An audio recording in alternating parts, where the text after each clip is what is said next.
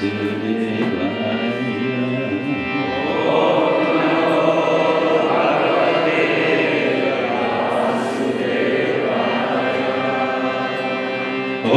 Namo Bhagavate Vasudevaya. Om Namo Bhagavate Vasudevaya. Narayanam Namaskritya Naram Charanarottamam Devim Saraswatim Vyasam Tato Jayam Mudiyaya. Nashta Parishwareshu Nityam Bhagavata Sevayam Bhagavatuttama Shloke Bhaktir Bhavati Naishti. Rantaraja Srimad Bhagavatam Ki Jai, Srila Prabhupada Ki Jai, Ananta Bhakti Vaishnavinda Ki Jai.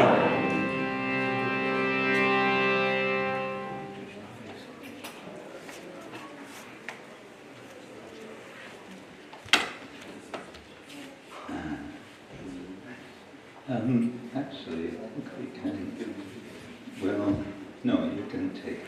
Okay.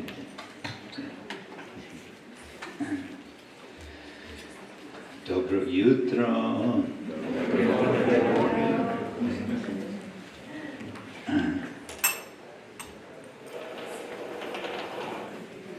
Kako ste vi?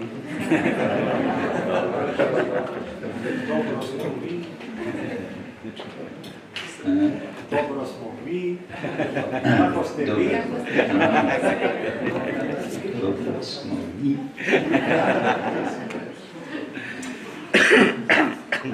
Okay. Oh, I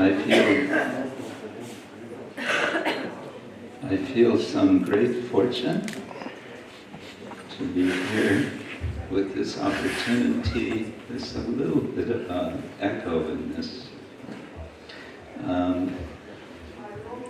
To be here with all of you to share some reading of Srimad Bhagavatam. I also feel some tribulation. I always feel this when there's a bigger group and devotees are expecting something. You know, a mouse coming out of the Himalaya is what might be what happens. Since our theme of this retreat is remembering Krishna, Krishna Smarana, I've chosen a verse from the first canto, one of the prayers of Bhishma, a rather surprising prayer, in which he is remembering the Lord. All of his prayers, he's remembering the Lord, and it's kind of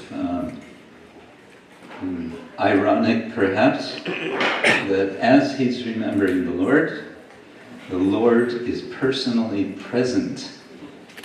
He's, I don't know, is he standing? I guess he's standing. Is he standing? It's described like that. It's described like that, yeah. I was trying to remember,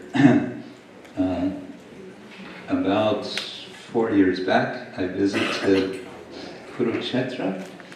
Who has visited Ksetra? Some of you? Yes. There's a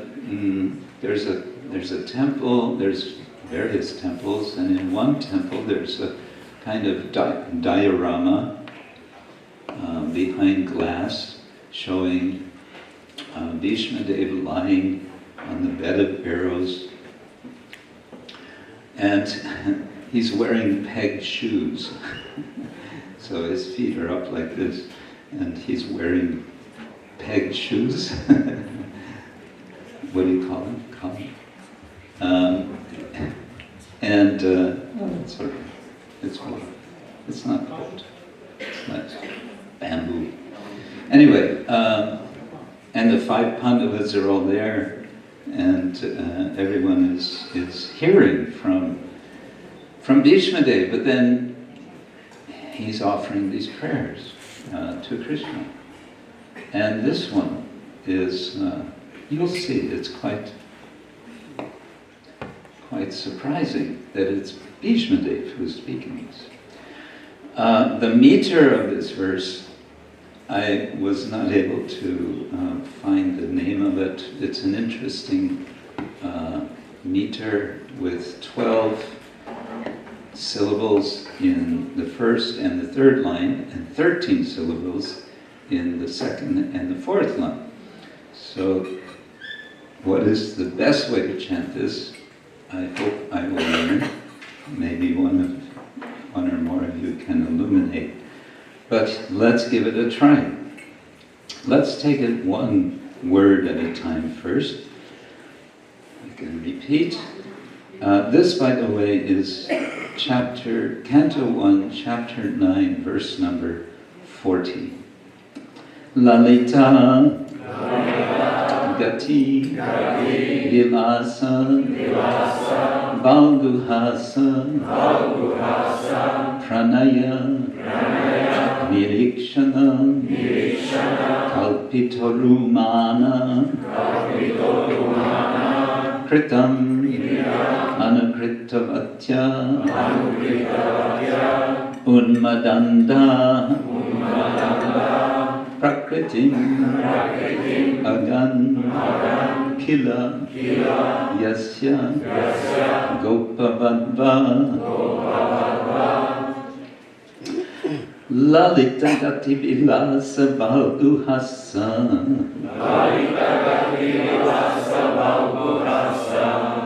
Lalita Gati Vilasa Balguhasa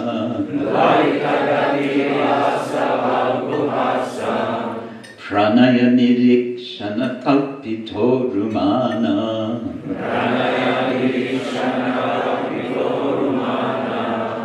Pranaya Nirikshana Kalpito Rumana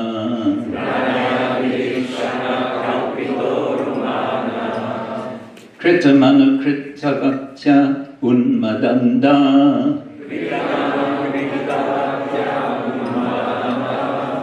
Kritamanu Kritavatya Unmadanda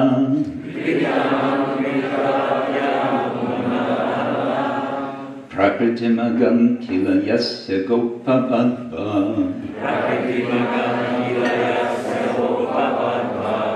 Prakritimagam Kila Yasya Gopavadva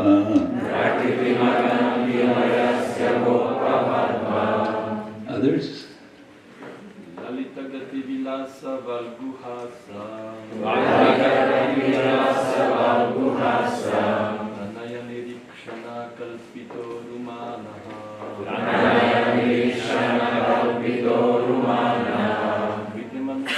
Vitaman Kritavatya Unmadandaha Prakritimagam Kila Yasya Gopavadvaha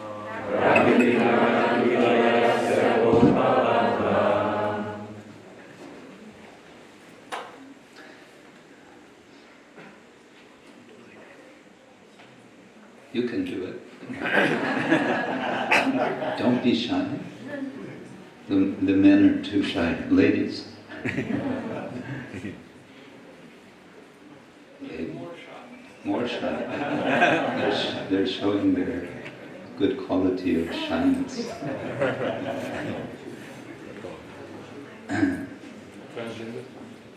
Madhavan. Lalita Gati Vilasa Balguhasa Pranaya Nirikshana Kalpito Rumana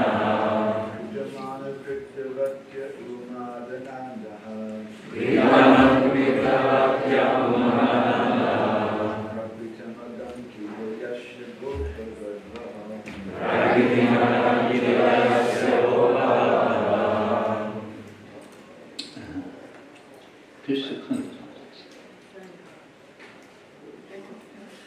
It's hard for you to see.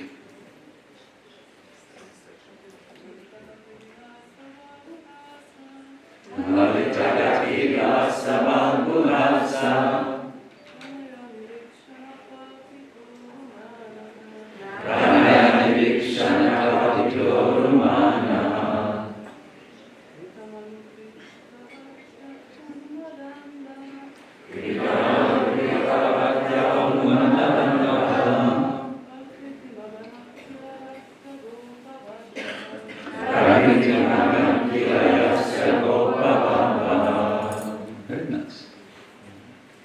Okay. Lalita. Attractive. Gati.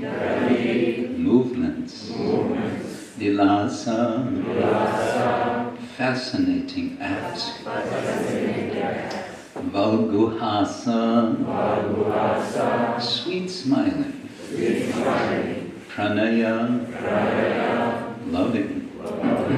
Nirikshana. Looking upon. Kalpita. Mentality. Urumana. Highly glorified. Kritamanu-kritavatya. In the act of copying the movements. Unmada anda. Gone mad in ecstasy. Prakritim. Characteristics. Agan. Underwent. Kila. Certainly. Yasya. Whose. Gopavadva. The cowherd damsels. Translation and purport by His Divine Grace, A.C. Bhaktivedanta Swami, Srila Prabhupada Ki Jai. Translation. This is Bhishma speaking. Let my mind be fixed upon Lord Sri Krishna, whose motions and smiles of love attracted the damsels of Brajadama, the gopis.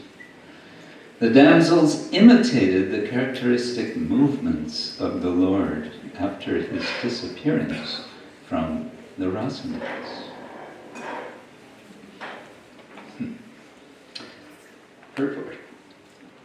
By intense ecstasy and loving service, the damsels of Brajabhumi attained qualitative oneness with the Lord. By dancing with him on an equal level, embracing him in nuptial love, smiling at him in joke, and looking at him with a loving attitude. The relation of the Lord with Arjuna is undoubtedly praiseworthy for devotees like Bhishma Dev. But the relation of the gopis with the Lord is still more praiseworthy because of their still more purified, loving service. By the grace of the Lord, Arjuna was fortunate enough to have the fraternal service of the Lord as chariot driver. Fraternal, you know that word? Friends.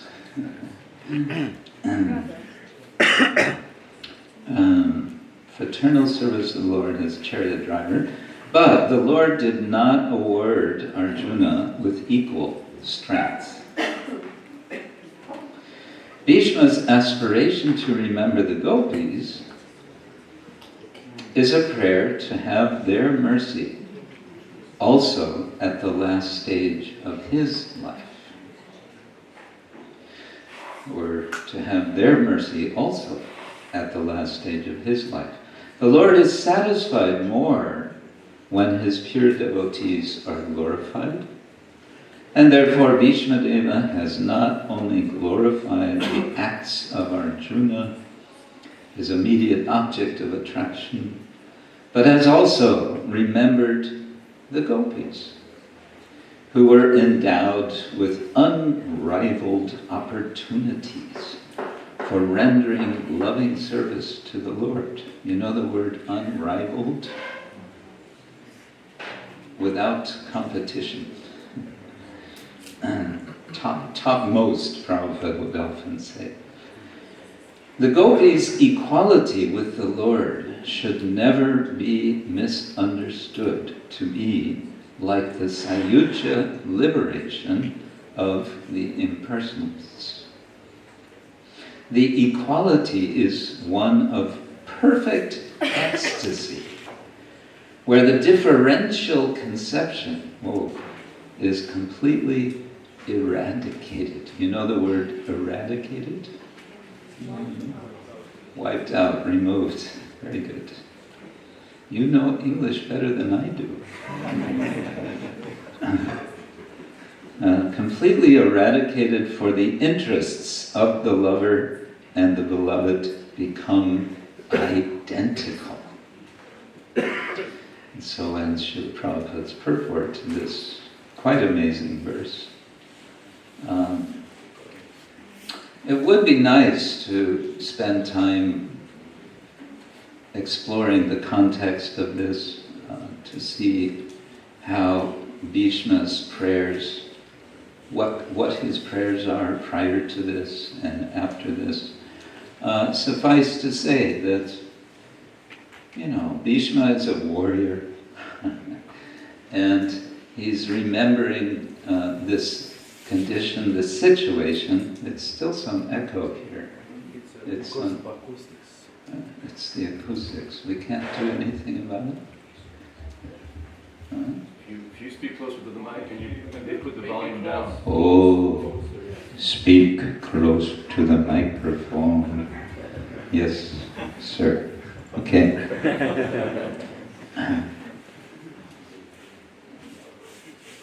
The microphone will not bite.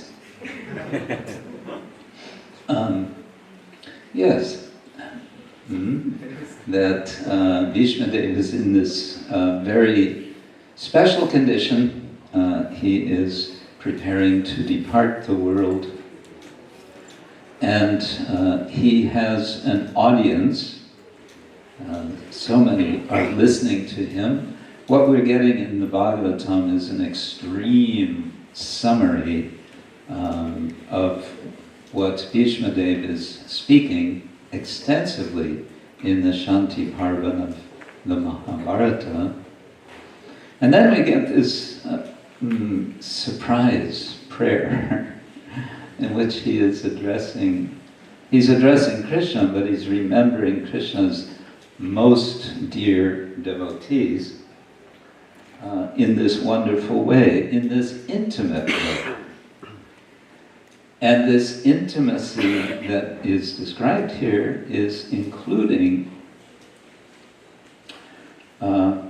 implied at least, according to the commentators, including some activities of the gopis during the rasa dance, or rather in the time when the rasa dance has been, we might want to say, interrupted, when Krishna has suddenly, without warning, without explanation, with nothing, he has suddenly disappeared.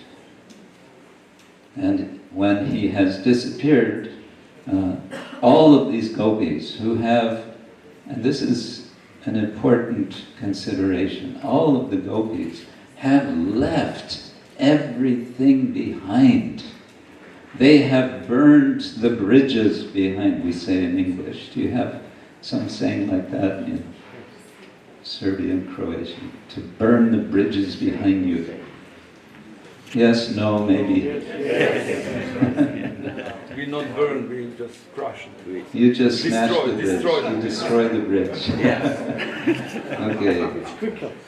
Okay. You throw a bomb on the bridge, right? Ooh. Careful what we say. All right. So the gopis have, left everything just to run to Krishna, and now what happens? Krishna has left. Now what? And so, of course, they go searching for him. And do they find him right away? No. They search and they inquire from all of the living beings, moving and non-moving in the forest. Still no Krishna. And then what do they do? Let's find out what they do. Can we change now? Where is our Padhasetu?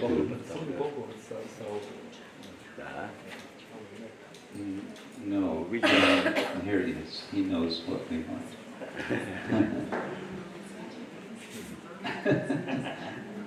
Look how he has just danced his way. That was quite something. We should have had this on video.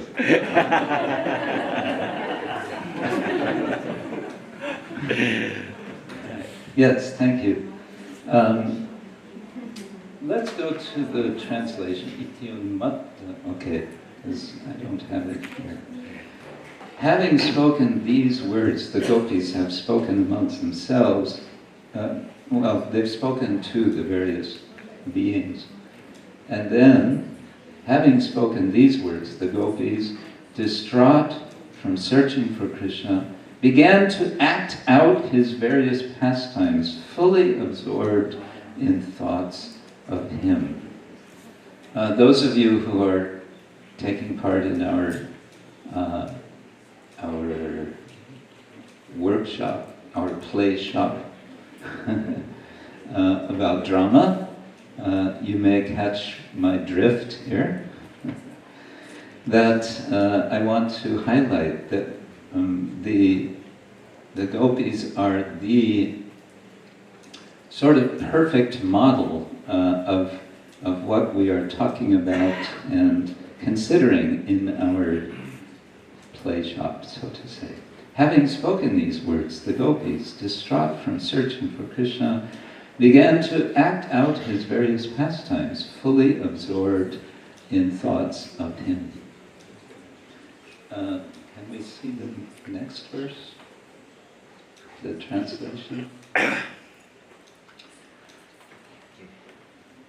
One gopi imitated Putana, while another acted like infant Krishna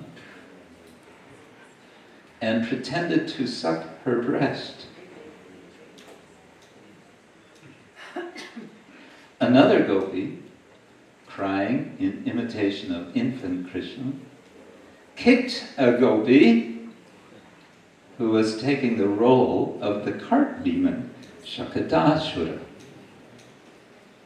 Yesterday we spoke in our seminar about imagination. We are being invited as we read these verses to imagine what's going on. The gopis are remembering. Have they seen these pastimes themselves?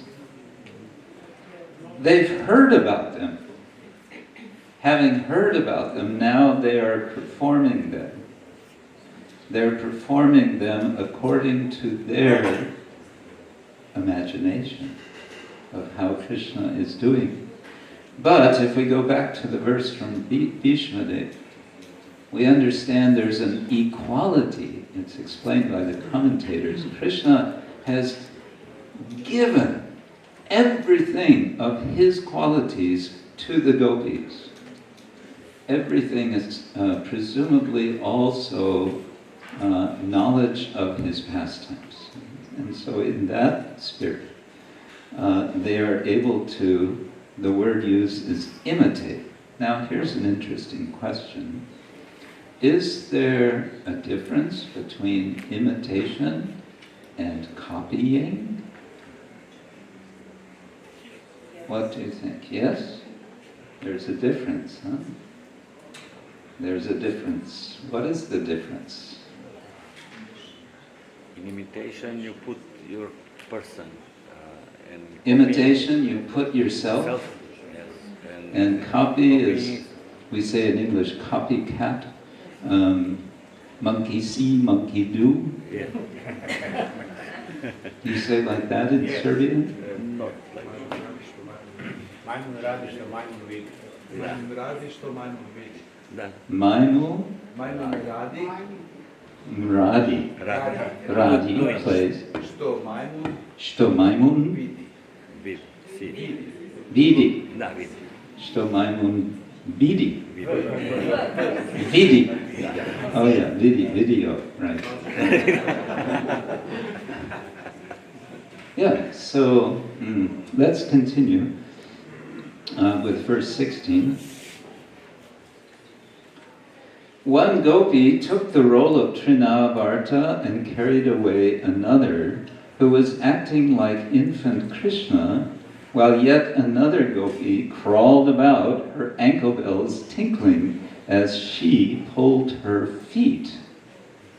Okay. Picture that. And verse 17.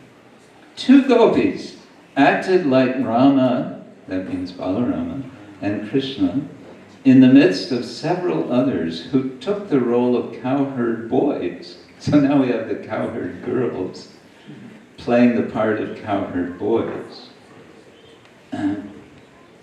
One gopi enacted Krishna's killing of the demon Vatsasura, represented by another gopi, and a pair of gopis acted out the killing of Bakasura.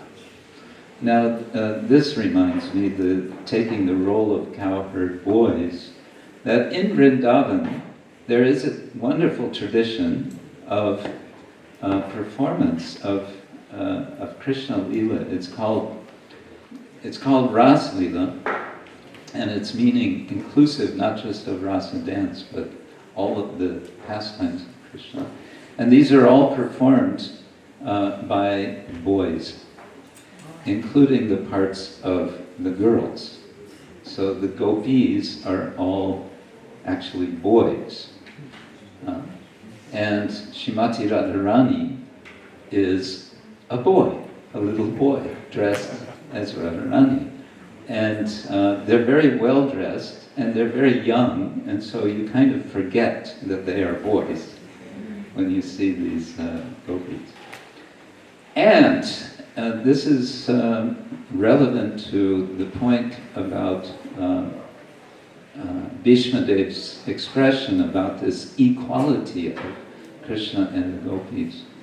That in these performances in Vrindavan, it will invariably be the case that at the end of the performance, Radha and Krishna, the two boys, will sit on a throne as Radha and Krishna.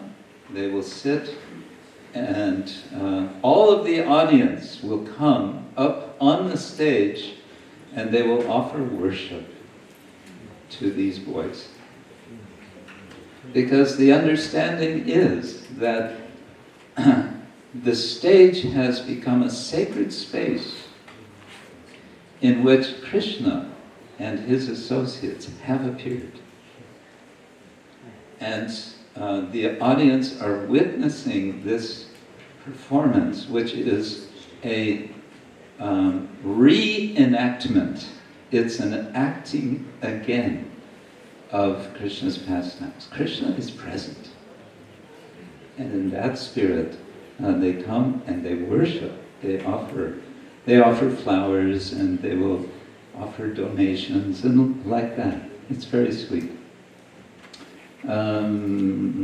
Yes, and the next one, verse 18.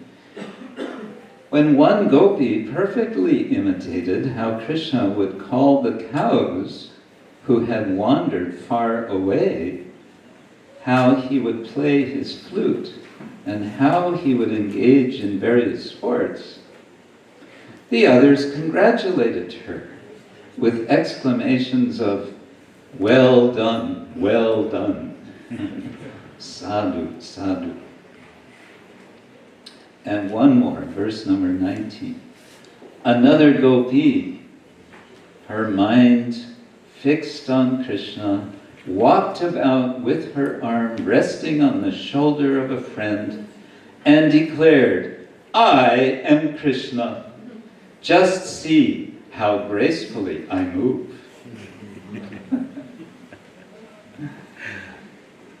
So this is all going on in the forest while the gopis are feeling what? Separation. Feeling separation. They're feeling the absence of Krishna, and they can't tolerate this feeling of absence. And so what do? They become Krishna, in effect. They imitate, they enact, they reenact his pastimes. And so, a little point that I want to make here is that we're speaking about remembering. And by the way, in English, the word remember, you can think about it in this way. It's remember. Member can mean a part, like a part of the body. So if we were to, if we were to think of the Purusha Sukta hymn, we would remember that this hymn is describing about the dismemberment of Purusha. What? Yes, he's being chopped up, so to say, or rather the different parts of his body are being separated out, and they are becoming all the different forms of the universe. That's the description of creation in the Rig Veda. He's the Lord, well, Purusha, as he's described, or Prajapati, he becomes dismembered. Chaitanya Mahaprabhu, in effect, as he is dancing in Ratha Yatra, he almost becomes dismembered as his dancing, his ecstasy, his remembering of Krishna causes his limbs to extend out, to elongate. They stretch out. It's said that the shoulders become dislocated. He stretched, in any case, a kind of something like dismemberment. Remembering is what Chaitanya Mahaprabhu is doing as he is dancing in the Ratha Yatra. And remembering is what the gopis are doing when they are feeling the separation of Krishna, who has just departed from them. And this remembering is happening in a group. It's happening together. It's also happening as a performance. They are performing devotional service. Srila Prabhupada many times spoke about bhakti as performing devotional service. So they're performing devotional service by remembering Krishna, bringing Krishna back through their imitations of Krishna. And this is all happening. They're doing all of this in a physical way. They're physically acting out. This is the point that I want you to consider. As Sachinandan Swami would say, my dear devotees, please think about this. Now I'm imitating Sachinandan Swami. I'll get in trouble for that. You cannot imitate. Let's think about this for a moment. What is happening here? The gopis are remembering Krishna. And how are they remembering? They're remembering, number one, in a group, not alone. Number two, they are performing their remembrance. As they act, they are remembering Krishna. It's unfolding as they act. And third, what was the third point?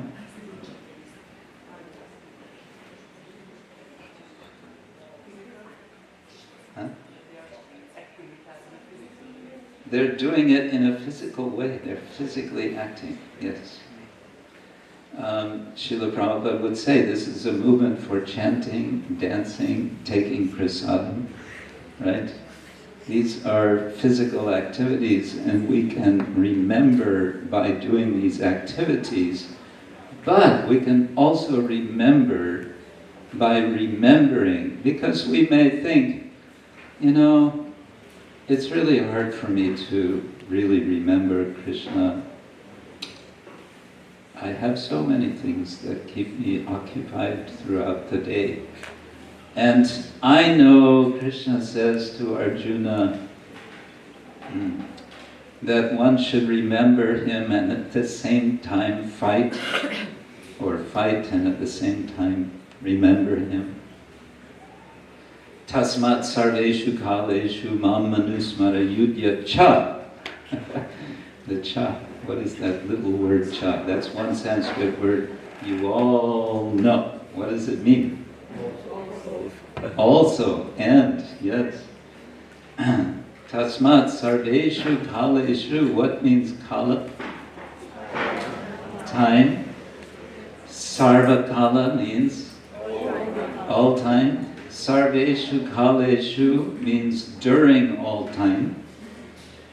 What should one do? Mam anusmara. What means anusmara? Remember. Not just remember once, but ongoing remember. Anusmara, anusmara. And yudhya, what does yudhya mean? Fight. Does that mean we should all jump up and grab some weapons and run out and find somebody to fight? No. It means we should engage in our duties, whatever our duties are. We have so many duties, and they certainly keep us occupied, or rather preoccupied, right? But Krishna is saying, remember also me at the same time. How to do that? How to do that? I want to suggest an image for you, and let's see if this works. You've all seen the film Matrix? Yes.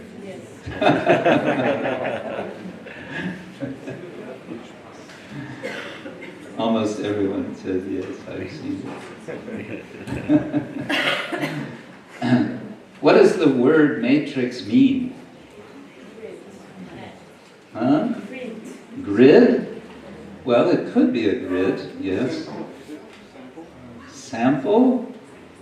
No, not a sample. What is a matrix? A matrix is, it's a feminine form, actually, literally. It's a mother. Yeah, of course it can be matrix like that, but a matrix is also a form into which molten metal or some other material is poured. Huh? Forging. Yeah. For forging, yes.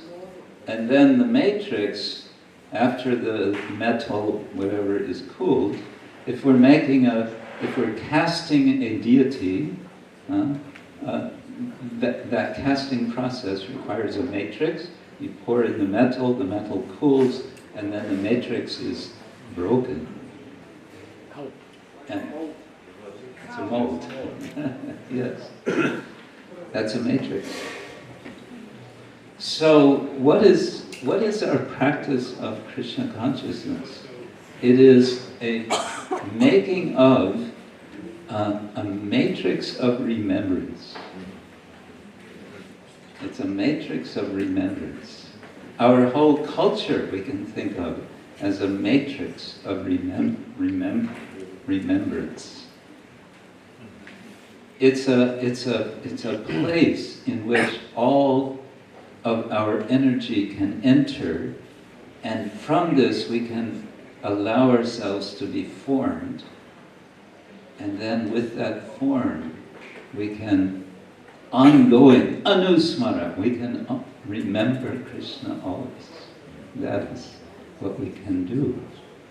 We've been reading about the gopis remembering and imitating Krishna. So our theme is remembrance, and I'm saying let's try to imagine an analogy of a matrix into which we are forming our practice of Krishna consciousness.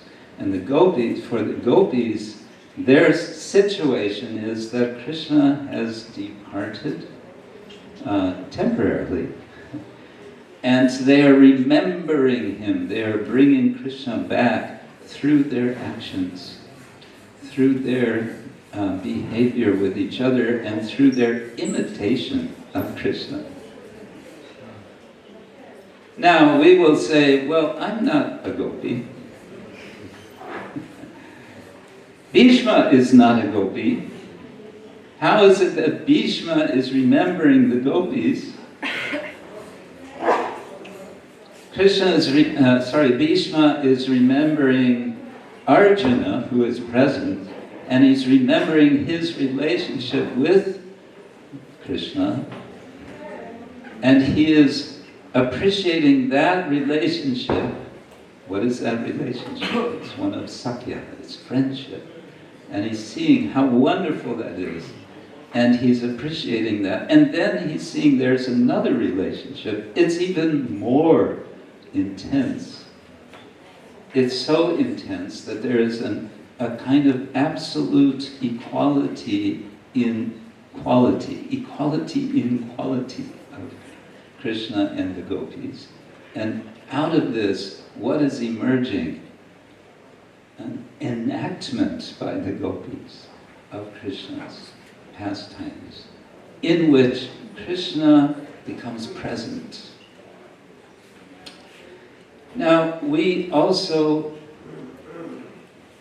say, I can't remember Krishna. Then what to do? Remember those who remember Krishna. I can't remember Krishna, but I can remember Srila Prabhupada. He was always remembering Krishna. He is always remembering Krishna. Incidentally, you may not know, in English language there are over 53 books written by devotees who are remembering in their books, remembering Srila Prabhupada. 53 books remembering Srila Prabhupada. There's probably more by now. So we can remember Srila Prabhupada remembering Krishna. We can remember devotees remembering Srila Prabhupada remembering Krishna. And we can remember the devotees in our Shastras remembering Krishna. And in particular, and especially, we can remember Sri Chaitanya Mahaprabhu, how he is remembering Krishna. And the Sri Chaitanya Charitamrita is Krishnadas Kaviraj Goswami's remembrance, his realization. He's bringing together all that he has been hearing from the Goswamis, Srila Rupa Goswami, Srila Sanatana Goswami, Srila Jiva Goswami, Srila Raghunath Das Goswami especially. Rupa and Raghunath, he is praying to them at the end of each chapter of his Chaitanya Charitamrita. He is expressing what they have all collectively in Vrindavan over so many years realized. They have realized who is Chaitanya Mahaprabhu. He is none other than Krishna. He is none other than Krishna in a very special mood. He's in the mood of the devotee of Krishna who is feeling separation from Krishna. They are realizing this, And they are expressing this in all of their writings. And they're expressing this so that we can have this understanding, this realization as well. They're saying, oh, actually, it's Krishna who is the Supreme Personality of Godhead. There were so many Supreme Personalities of Godhead, but it was Chaitanya Mahaprabhu who made it clear to Sanatana Goswami that yes, there are so many Supreme Personalities of Godhead, but there is one in particular who is the original. Ete Chamsa Kala Pumsa Krishnas Tu Bhagavan Swayam. And it is in this way Chaitanya Mahaprabhu is enacting, he is living the life of the devotee of Krishna, demonstrating and showing how it is through his remembrance of Krishna, but also through his engagement, and most especially, we can say, through his interactions with all the devotees, praising some devotees, correcting other devotees, drawing out the realization of devotees, learning from devotees. He tells Vallabhacharya one time, I am so grateful how much I have learned from this devotee, this devotee, this devotee. And he tells in detail how he has learned from each of these different devotees. So like this, we have this fortune of having sort of stumbled upon, perhaps, this great matrix of Krishna consciousness as presented, as given to us in the form, matrix means a form, it's a mold of all of the facilities that we have, all of the literature that Srila Prabhupada has given us, all of the procedures, the practices, the Shravanam, the Kirtanam, the Vishnu Smaranam, the teachings of Prahladananda, of Prahlad Maharaj, of Ambarish Maharaj, of Gajendra, of all the different devotees, of Arjuna. We can remember how Arjuna remembers Krishna after Krishna departs. And we can remember how devotees remember how the devotees remember Krishna. If we cannot remember ourselves Krishna, then we can remember the devotees of Krishna, how they remember Krishna. But we can also remember Krishna, isn't it? Hare Krishna, Hare Krishna, Krishna Krishna, Hare Hare, Hare Rama, Hare Rama, Rama Rama, Hare Hare. We can chant his names. We have that capacity, we have that power, it's been given to us. And we can take the responsibility for ourselves.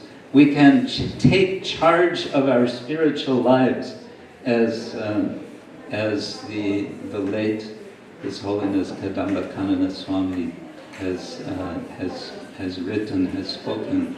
Take charge of your spiritual life. You know that expression, to take charge? It's like, okay, now I'm going to take responsibility. Take charge. We can take charge of our spiritual life. We can, having taken charge, we can do something for Krishna, but this acting for Krishna is also enacting and remembering. It's already kind of late, but if you'll allow me, if you'll indulge me, I would like to invite you to sing something with me, which I find very inspiring, and this will be an experiment, and I can use the harmonium now. Do we have a few minutes to try to sing a song which some of you know? Which I think is also a nice way to remember the Lord and His,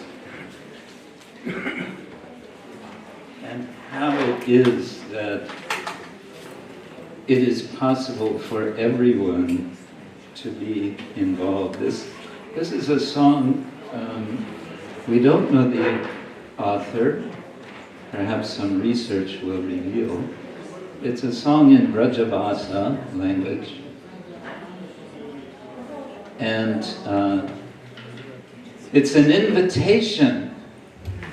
Essentially, it's an invitation for anyone and everyone, no matter what your situation, to chant the names of the Lord. In this case, they're being, because this comes from the Radharaman temple tradition, they're being a little bit, maybe a little sectarian, but it's the content of the song is just the opposite of that. It's inviting everyone to join in this praise the Lord, as the Christians say. Amen. Yes. Okay, let's see if we can do this.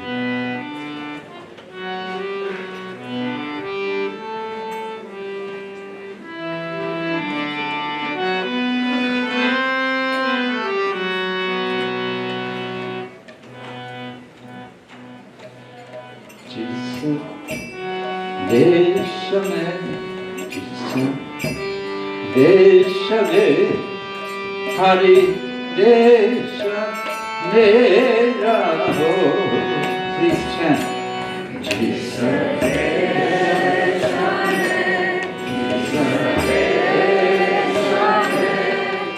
Hari Desha Mera Ho.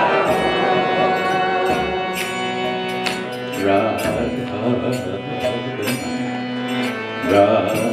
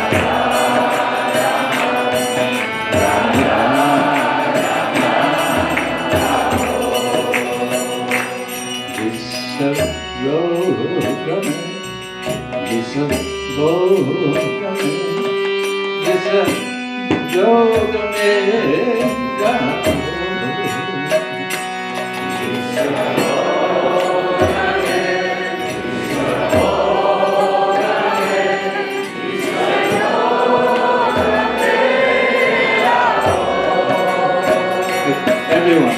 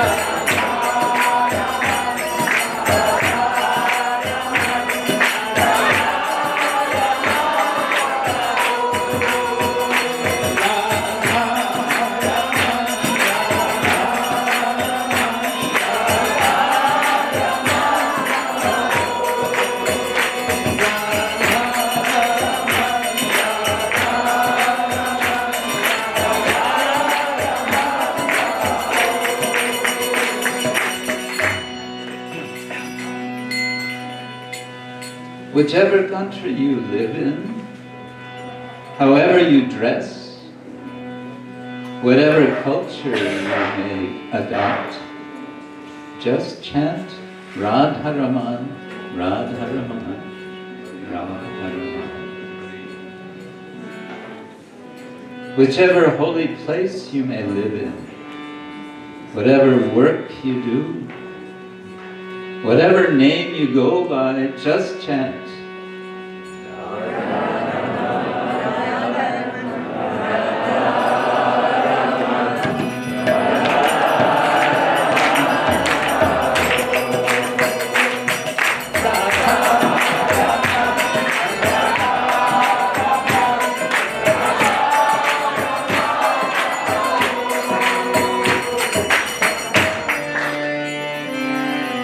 Whatever joys you experience, whatever association, in whichever association, however you live your life, just chant.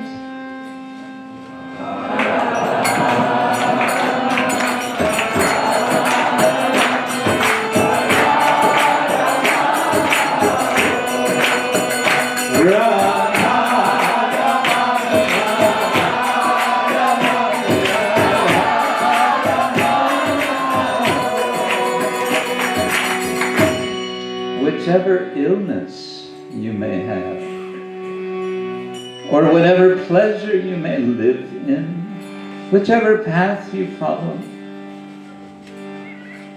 just chant.